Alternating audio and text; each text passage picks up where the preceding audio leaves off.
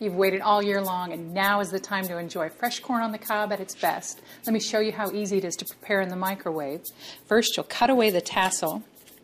Then just remove the outer dark green husk. You'll leave the rest of the husk intact like this, and then it's ready to go in the microwave for about 2 minutes per ear. Now you'll let the corn stand for a few minutes. Once it's cool enough to handle, just peel away the husk and the silk comes away easily. You can enjoy the corn just as is, or stay tuned. In a few minutes, I'll show you how I use this corn in my favorite summer salad. Dierbergs Everybody Cooks starts right now.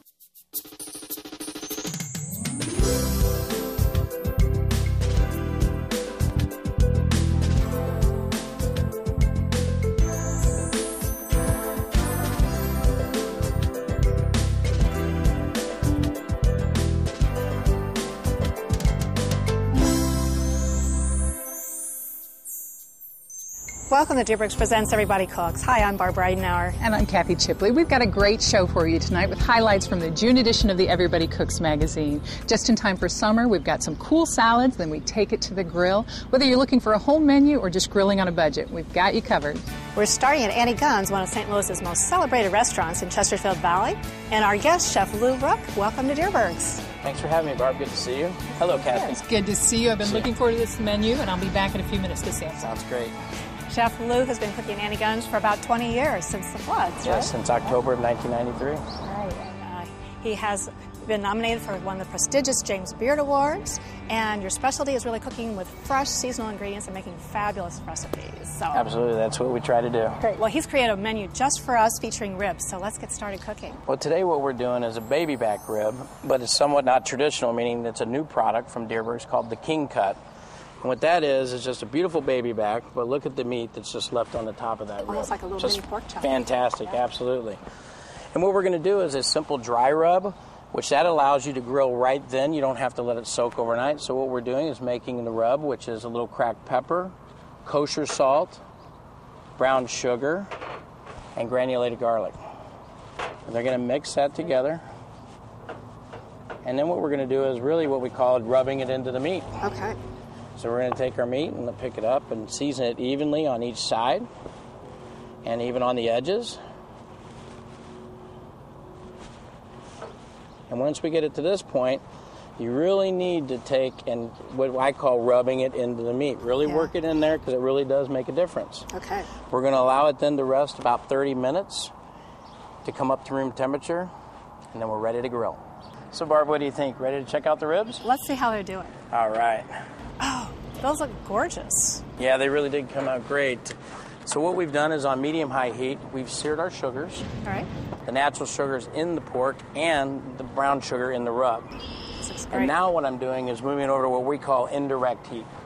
What that is we have this side completely off, and this side is at a medium heat to create about a 250 degree to 300 degree cycle. So the idea would be to cook the ribs low and slow, right? Yes, ma'am. Yes. All right. Okay. So right now, what do you think about making the sauce? That'd be great. Okay. So what we've done is we've taken with oil our turmeric and brown sugar, and what we do is called blooming, meaning we're releasing the spices from their dry state. And at this point, we're going to add our honey and water. Okay. And we're going to add a great ingredient, which is our Mall's Barbecue, which is a local company. And it's just their basic because it's super neutral, and it just allows us to make a really quick barbecue sauce. At that point, a couple of dashes of soy sauce, Dijon mustard and tomato paste, and then the great ingredient, Jefferson's Bourbon. Okay, so this is going to be a really... Well, I would measure it, but I think the more the merrier. Okay. But it does call for a cup. So anyway, we get all that together and take a whisk and whip it together lightly, and then back on the burner for 30 minutes. So it's a really simple sauce to prepare, but oh, wait till you see how it glazes up. It's really a beautiful sauce. Yeah, it's really simple and fast.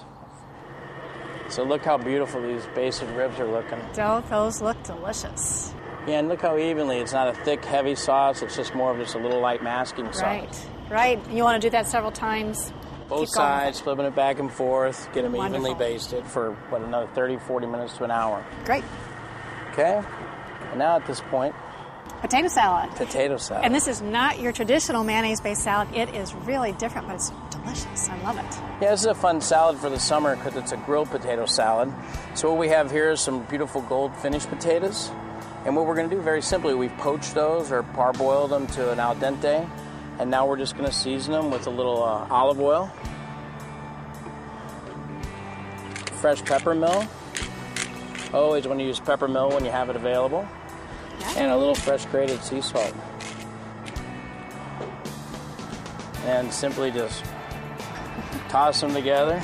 2 secrets to this recipe. Don't toss them out of the bowl and don't overcook the potatoes before this step, right? Yeah, the cooking of the potatoes is very important. Yeah. Okay, now we're going to place them on the grill on a rack.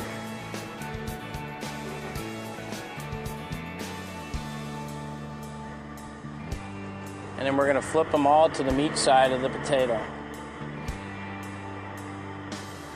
And once again, we have this rack on really the medium-high heat again. Okay. So that we can get some good browning. And the whole key to this is you have to be patient. You want to get an even crust, some good sear marks, because that's where all that different flavor is going to come into the salad. Now we'll just let them grill. Check them every 3 or 4 minutes and make sure that they're not over browning. All right, so what we have here is our grilled golden potatoes. I could eat those just like they are. Yeah, they'd be really great. Delicious. But we're going to make them better. Okay, let's make a salad. So what we're going to do is we're going to add a little bit of extra virgin olive oil, sea salt, and once again, remember, salt is not a flavor. Yeah. So and you're going to add lemon so that can also have something to do with it. So a little bit of salt, peppermill. I think I'm going to go ahead and put our lemon in there. The whole key to the lemon is the acid because that'll help draw out the flavors. Just has a real nice, bright, fresh flavor to it also. Yeah, nice, summery, light. Yeah. Okay, I'm going to grab a little fresh parsley here. And once again, anytime you take the care or time to have fresh herbs, don't just chop them into oblivion. Leave them nice and big so your guest or yourself can sit there and enjoy them. I think that's a great tip because I think people do tend to over chop. Yeah, and then you're like, what is that? Right. It turns dark too. Uh-huh. And then, like I said, we can leave this whole or we can just kind of roughly chop through. Tell us a little bit about the arugula. So fresh arugula, just a great little improper term, but is what it is pungent. And it just has this great, just earthy, big flavor, and it goes great with olive oils. And the next step, a little fresh Parmigiana, whether it's Asiago, Parmigiano Reggiano, Grana Padano, one of your favorite grating cheeses. And we're not going to be bashful there. We're just going to kind of load it up. You can't get too much cheese from me, that's for sure. Love it. And we'll give it a light toss. And what we can do there as well, once we get it incorporated, if it starts looking a little flat, you can always go back and add a little bit more cheese for the topping. Pretty, pretty.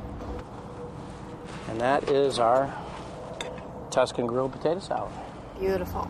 Okay, well, we're going to serve that alongside the ribs, and along with that, we also have some beautiful grilled vegetables. They also have fresh herbs over the top. And what do you think? Are the ribs ready? The ribs are looking fantastic.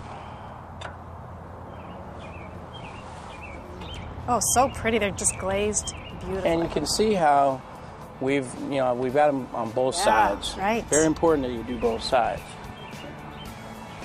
Beautiful caramelization, no charring.